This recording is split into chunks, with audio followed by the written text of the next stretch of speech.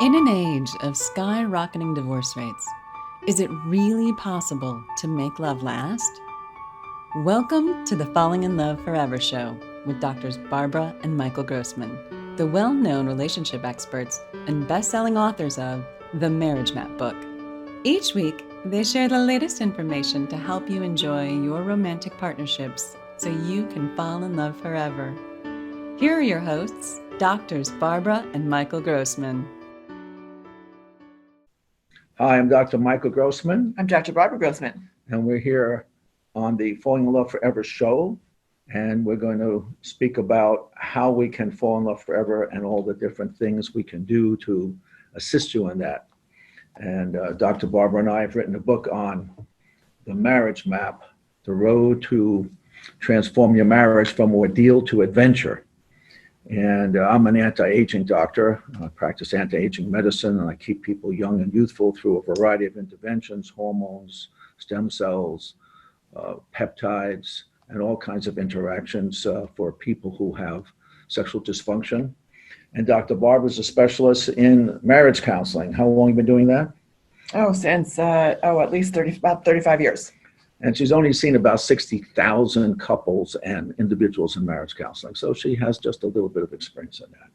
And I'm along for the ride here. Barbara and I love to teach our class on marriage enrichment and the skills that you have to learn in couples. So we have a couples class that we teach where we have 4 2-hour classes. And we love to do that. But what our purpose of the show is to allow our clients and listeners to appreciate all the various opportunities you have for growing your relationship. And today we have the great privilege to have Heather Garbutt, who is an expert in creating romantic relationships from England. And so, Heather, why don't you tell us a little bit about yourself, what your background is, and how you came to be involved in this arena of enriching romantic relationships. Okay, I've been a psychotherapist for 35 years. I found that really invaluable work, but it wasn't quite getting to the nub of what I needed for myself. And I was divorced and alone, and I met somebody through internet dating, having done Catherine Woodward Thomas's Calling in the One coaching course. And that was a delightful experience for me. And it's been a real learning curve. From there, I went to do the coaching training with her to learn how to be a coach, and then conscious uncoupling after that, because I wanted to cover both ends of the spectrum. So I help people come out of relationships that have run their course, so they don't spend their children's inheritance on the lawyers, and they don't, I know, and they don't damage their children's mental and emotional health or replicate bad relationships going forwards for their children, nor for themselves, so they can have a better relationship in the next relationship they have. Yeah. And so you have some interesting ways that you work with couples or individuals in terms of creating a better relationship. So you like working one-on-one with the individuals, and then explain how that works. How do you do things with? Well, I work with a sister coach, and we each take the person through the coaching program, and they can meet and talk as they go. And it's really nice because the person has their own time, and they can really look at the deep patterns within themselves, the early patterning, which has set their blueprint for their lifetime of relationship. And that they can do that in a way where they're not with their partner. So if there's any defensiveness between them, then that's mitigated. They can really have time for themselves and then get together and talk. Well, how interesting. So that's such an interesting methodology, because there's so much stuff that each of us have that prevents us from having that relationship. It's interesting because in our classes, we have the couples work together and we give them skills, and we don't focus on what you're doing, which is what Dr. Barb does individually. She takes them individually through, different kind of things. So At what point then do you bring them back together? At the moment, I don't bring them into a room together. I allow them to work together themselves. And if they have difficulties, they come back to their coach. Right, So right. they're on their own. In a way, it's to foster their independence. We set up ground rules for their meetings. They have meetings with each other every week to discuss their progress. It's the classic thing, you have equal time and equal responsibility. And there is radical self-responsibility within that, so that they are responsible for their own feelings and how they're behaving. And that the whole thing initially is set up to develop trust. So you have those good ground rules, so there's some trust that begins. It's quite often if things are breaking down, it's because trust has gone and there are power games going on. So we allow trust to develop so that the power struggle can abate. Yes, yes. So what do you see that it takes to have a happy relationship? Oh, acts of kindness every day, thoughtfulness, appreciation, recognition, gratitude, endless caring, just endless caring. Mm-hmm. And that doesn't have to be, a heavy deal. It doesn't have to be martyred and self-sacrificing. It's just tenderness, really, and attention. And so when you work with the individuals, then you're doing things that helps them to see what's in the way of that. In other words, so yes. It sounds real easy, just simple, just do it. Yeah. Mm-hmm. Right.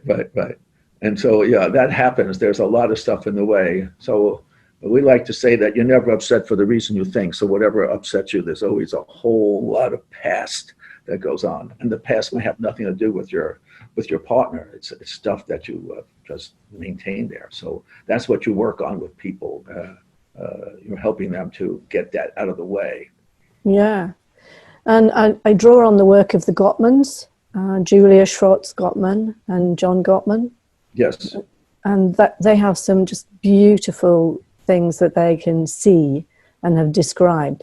If they meet a couple for an hour and a half, they can tell if they're likely to stay together happily or if they're likely to part or stay together with bitterness and criticism. And they can do that with 94% accuracy, which is quite astounding, isn't it? And they say, if you'd like me to expand on that, they tell me the qualities of couples who stay happily together will listen to each other warmly, they make eye contact, they're loving, they're affectionate, they're patient, and they listen with interest. If they tell stories about each other, it's from appreciation and admiration. Yes. They've got pride in each other, affectionate amusement with quirkiness, rather than criticism. And that they have a feeling of we rather than me, a pulling together, planning their relationship together, making decisions with the health of the relationship as their forefront. Mm-hmm. Yes. Cooperative, mutually supportive, share tasks, all that sort of stuff. It's obvious in a way, isn't it? But how many of us don't do it? How many of us sort of fall into that bickering? You hear it in the supermarkets all the time, people arguing with each other about the price of the fish or something, who wants what. Do you find that social trends, the role of men and women in society affects your work with couples? Yes, indeed, because I think the role of men and women is shifting massively. And whereas before it was relatively simple, the man, provided and protected. Now he's expected to listen and understand and have all sorts of much softer skills. And women married in order to be protected and to have children, they were only looking for a good provider and father. We were talking, 100 years ago, but it's really not that long ago in generational terms. But now women want a lot more than that. They want their own careers, they want their independence, they want their own money, and they want somebody that they can really relate to. And even then, in amongst all that, they still do the old things of give attention and offer sexuality as well. And so how do you adapt how do you educate couples on how to rise to the occasion of all those needs? Well, that's difficult to nutshell. But I think probably education is the thing initially, to look at how men are on an instinctive level and how women are on an instinctive level. I'm very informed by Alison Armstrong from that. She's got some beautiful work. I mean, she'd be a lovely person for you to interview too. I don't class myself in her league, but you know, it's nice to be in the same breath with her. So there's a lot of stuff that just how women's attention is. Women's attention is most likely to be diffuse, and it connects with everybody. You know, you can guarantee that a woman will know where everybody is in the house. You know what they're doing. If there's quiet, they'll notice. If there's a cry in the night, they're right awake. They've got that finger on the pulse emotionally. Men don't necessarily have that. They're much more focused, much more determined on the task in hand. There's no point really talking to a man while he's busy doing something else, because he's not wired that way. I can see you smiling. You've tried that one. So those are some basic things that we would talk about together, and about their experiences of each other is part of the program. Now you have a class that you run for individuals who are going out of relationship, who are separating. So tell us about that. How does that work? Yeah, that's the conscious uncoupling. There's a stepped program that you go through, and initially we make an intention of what we want the relationship to be like at the end.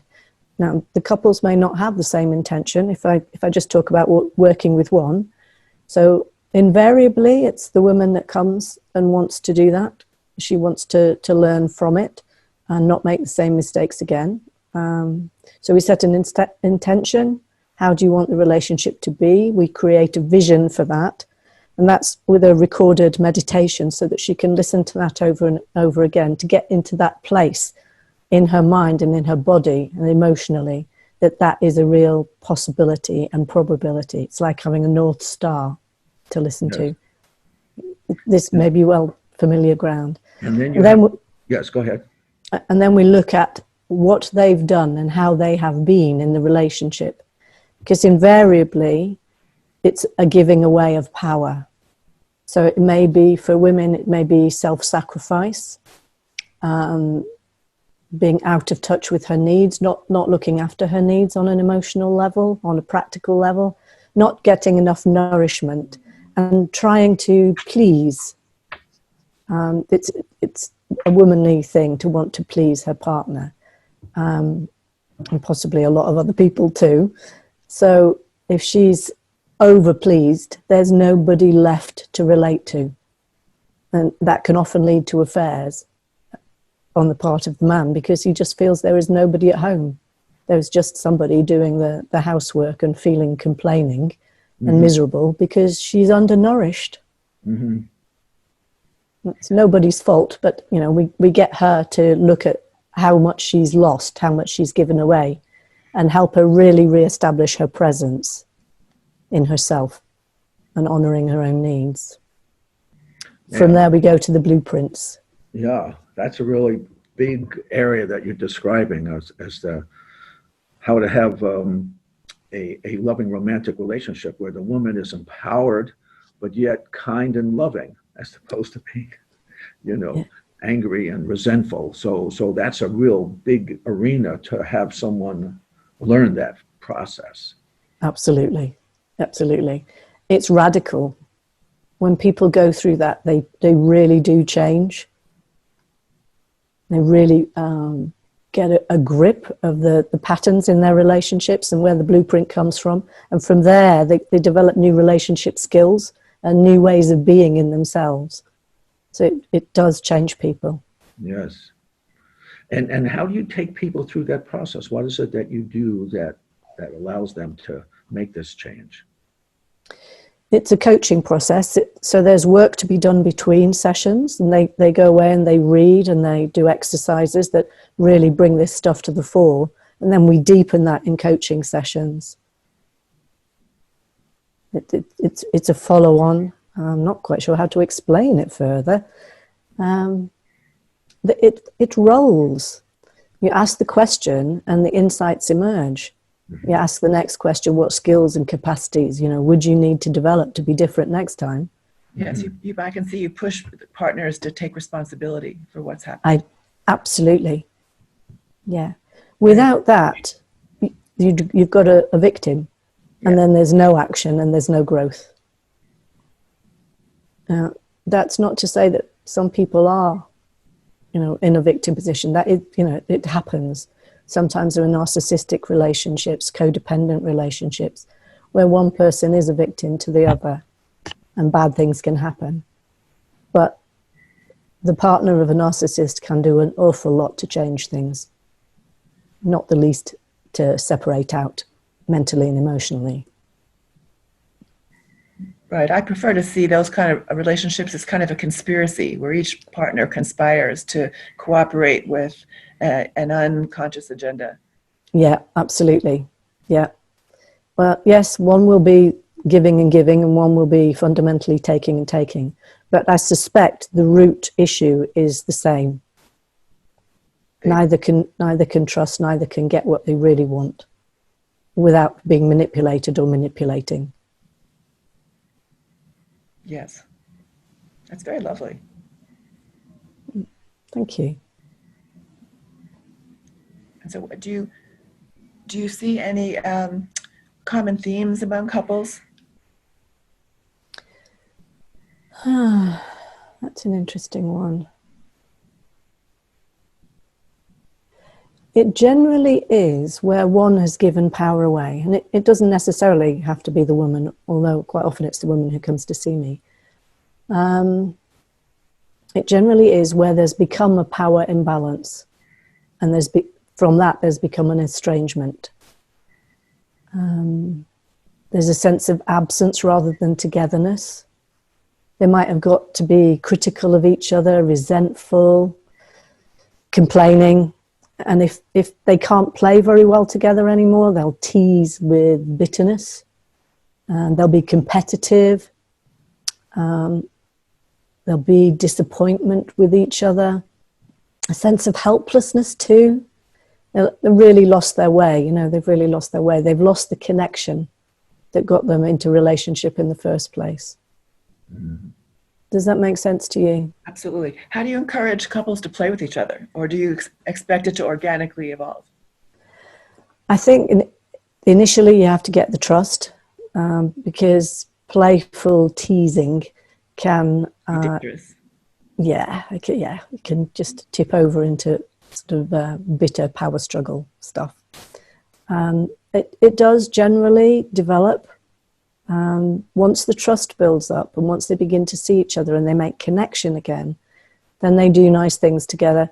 They talk about, we encourage them to talk about what they want to do together, plan their lives in the minutiae, what would we both like to do for dinner tonight? What would we like to do at the weekend?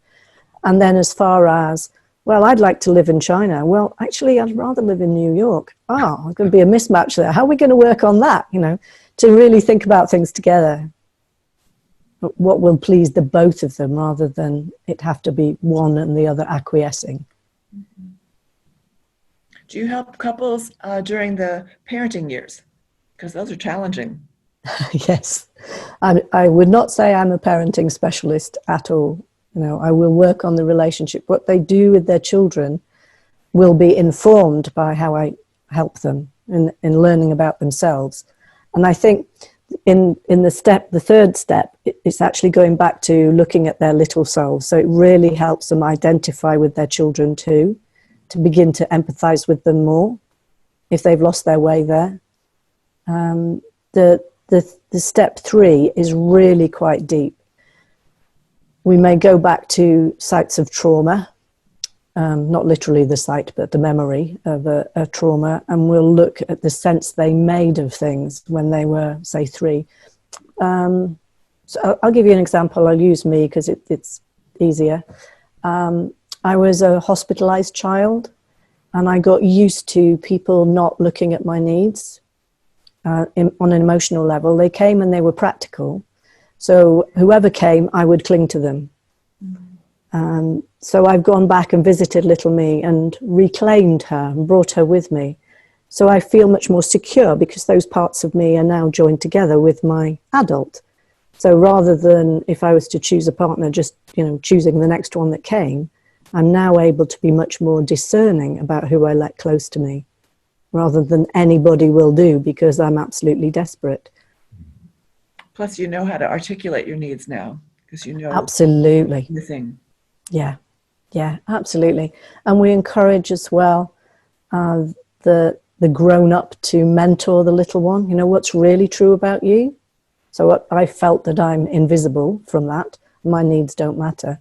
Actually, what's really true is if I can articulate my needs, some people, not everybody obviously, but some people will really want to pay attention to them. And if I articulate them to my partner, the chances are he will be touched and want to help, want to support and love. Very nice. Well, good for you. You've moved your life along. I have a much, much better relationship than I've ever had in my life before. Very nice. Very nice. So how do our listeners get in touch with you if they're interested in finding out more about what you do and how things work? Okay. My name's Heather Garbutt and my website is heathergarbutt.com. So, and the way we spell Garbutt, Garbutt. That's right, yeah. And so you have these two kind of courses. One is for people who are in relationship and one for people who are getting out of relationship. The one in relationship is being created as we speak in 2019. Mm-hmm. I'm trialing that.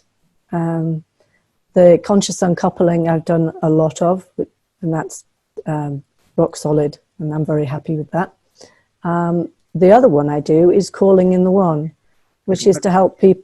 Yes. Calling in the One, Catherine Woodward Thomas's course. Okay. Fascinated with that. Yeah, and that helps people who've been disappointed in love to really grow through their patterns and find a better partner, as I did, the love of their life, hopefully. Very nice. And so people can take these courses online with you, even though you're in England. Yeah, we use Zoom. Yes, very nice. Very nice. Well, lovely. Well, you do very interesting work, and I'm sure you're going to do great things for anyone who is able to make that contact and take those steps. And we encourage our listeners to do that. And it's been a real pleasure talking with you. You want to say anything, my dear? Yes, I can tell you've lived the journey and you can definitely coach it. Thank you. Thank you. I really appreciate that. Thank you very much. And it's a delight to be with the both of you. Such a wonderful opportunity to meet you and talk this all through. Wonderful. Be part of your body of work. Thanks so much. It's been a real pleasure. And for our listeners, you can contact Barbara and I through Falling in Love Forever Secrets. And our website is themarriagemap.com. And it's been such a pleasure. And we look forward to having more opportunities to talk again. Thanks so much. Thank you. Okay. Have a great day. You too. Bye-bye for now. Thank you for watching the Falling in Love Forever show with Doctors Barbara and Michael Grossman. Join us next week for another informative discussion to help you keep your love alive. Be sure to visit us at themarriagemap.com or find out about our relationship classes at fallinginloveforever.com.